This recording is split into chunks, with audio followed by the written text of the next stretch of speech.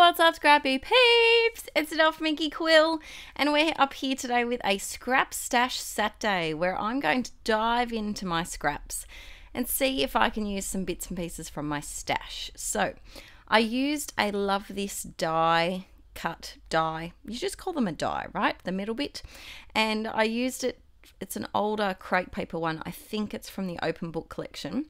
And I just grabbed a whole heap of different kind of coordinating scraps from my scrap box and cut out these Love This over and over and over again using my Big Shot. Now, if you'd like a separate video on how to do die cutting, let me know in the comments below and I'll film one for you. So I picked my colors using my photo. So I went for that kind of greeny aquary color and grey and brown because they were the three photos, they were the three colors in the photo. So by the power of editing, I haven't made you sit down and watch me glue every freaking single one of these words on, which did take a little while and a slight amount of patience.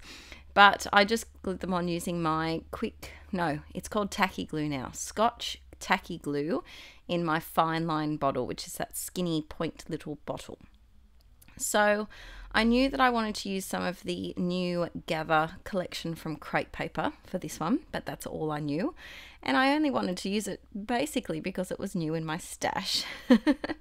So I decided to pair the old with the new here with the old papers. Some of those papers there are quite a few years old, some of my very first scrapbooking papers. So it's good to actually use them up and put them on a layout. And the great thing with die cutting is you can make old papers look new again by making them into a new kind of style with that scripty font. So I really recommend, if you've got a whole heap of old paper that you just don't know what to do with, try die cutting it because it might bring it to a new life.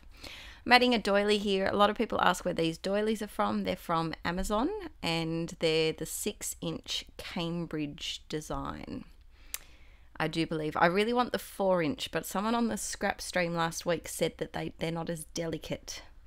So if you have the 4-inch, let me know your opinion, because if they're as beautiful as this, I'll have them in a heartbeat. I'll buy some. But if they're not delicate, then I don't know. I'm not quite sure. So I'm okay with covering up some of the Love Thises because it's obvious what it says, and I think it just makes the layout kind of mesh together a bit more. If I hadn't covered up the Love This, I think it would make the words stand out a lot more, whereas here they kind of look like a background feature, I guess you could say. So I'm going through the Gather ephemera pack from Crate Paper, seeing what I can find, and I think I settle on a tag, I do believe.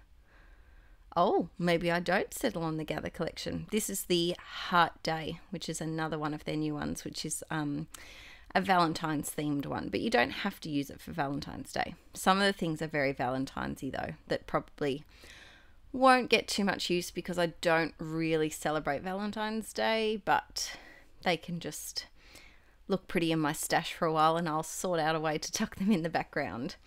So I'm going through the Heart Day paper pad here and I found this tiny little cut apart that says "La La Love You," which is something that I say to the bunnies a lot. Speaking of bunnies, here comes Poppet. I'm currently sitting on my bed doing a voiceover, and Poppet is very, that's the brown one in the photo if you don't know. Poppet is very protective of me at the moment. She totally knows that I'm pregnant.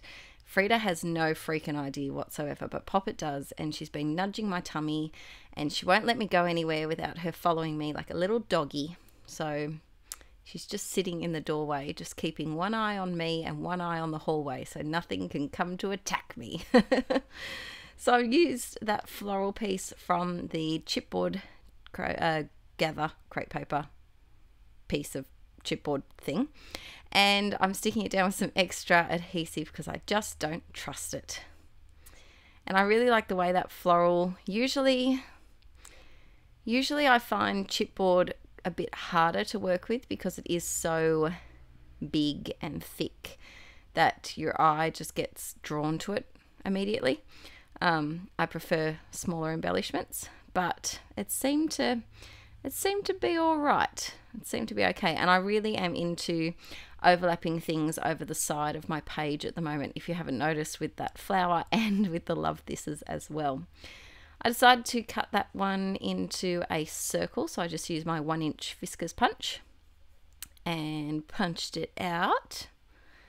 And I'm adding a little bit of adhesive foam because I didn't want the chipboard to be the only bumpy thing. I wanted something else to be a bit 3D as well. So adding that over here, and then I decided to balance the love this on that side. I decided to go a little bit down the page, not all the way down the page, because I think that would have looked like the letter H, which would have been too much, but just a little bit down the page. So same thing here, making that heart overlap the side of the page. If you've got older embellishments, it might be, not that this is an older embellishment, but it might be a way to make them look a bit mod again by chopping a bit of it off and making it not so in your face, a bit more blending into the background.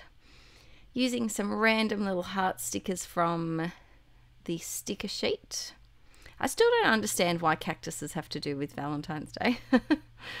But, you know, I'm not into the cactus thing. There seems to be a huge trend in scrapbooking this last 6 months, I'd say, for succulents and cacti.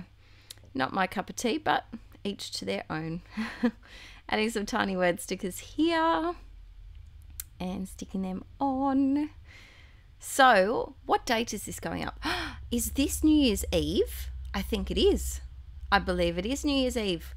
Happy New Year's Eve, everyone. I'm scheduling these ahead of time. I'm trying to do 8 voiceovers today. I'm on a mission. Happy New Year's Eve. Do you celebrate New Year's Eve? We usually do something with our friends, but everyone's kind of in different places, and we only just caught up 2 days ago, so I think, for a friend's birthday, so I think we're staying on the coast for New Year's Eve this year.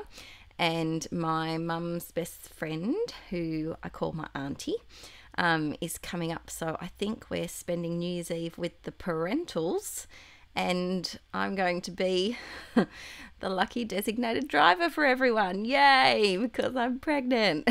But I think we'll just have a quiet one, and they have some local fireworks at 9 o'clock near us, so I think we'll go and check those out. But just a nice calm New Year's Eve. Do you stay up for the midnight fireworks?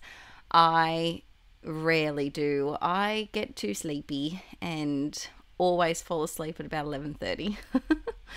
And let me know what your area does for New Year's Eve. Do you do a big shebang where you live? Because where we are, there's a huge waterfront market and all sorts of things that go on just nearby in our suburb. But down in Sydney, we went down for, was that last year? I think it was. Last year we spent New Year's Eve on Sydney Harbour with Aaron's dad and family, and it was ridiculously busy. There were so many people there. It was crazy, and I'm sure if you're from another country, you might have seen pictures of Australia with the fireworks over the Harbour Bridge. It really is an incredible sight. So if you're here at New Year's Eve for travelling in Australia, I do recommend it, but it's a big busy day. You have to get there early. So this year it's nice to have a quieter one, because last year's was quite busy. Adding some Hardy Shine, splatter here, splatter there, and I think we're almost done. So I hate doing this, but if you could please give me a thumbs up, that would mean the world to me. YouTube is currently, there's been a glitch or something has happened in their algorithms, and all YouTubers are suffering from the same thing. People are being unsubscribed from channels without unsubscribing, and videos aren't being shown in your subscriptions when you go to look for subscriptions. So by giving this a thumbs up, it makes sure that other people are more likely to see it, and it would mean the absolute world to me. So my favorite thing I would have to say about this layout is using the cork. I think it was a nice little textury touch. I like the the warmth of the cork, if you could say that. So please, please, please subscribe if you haven't, and I'll be coming out with 2 videos a week for the rest of January. I'm hoping to get 6 months ahead in scheduled videos before baby Toomey arrives. Ooh, wish me luck, and I'll see you all next Wednesday. Bye!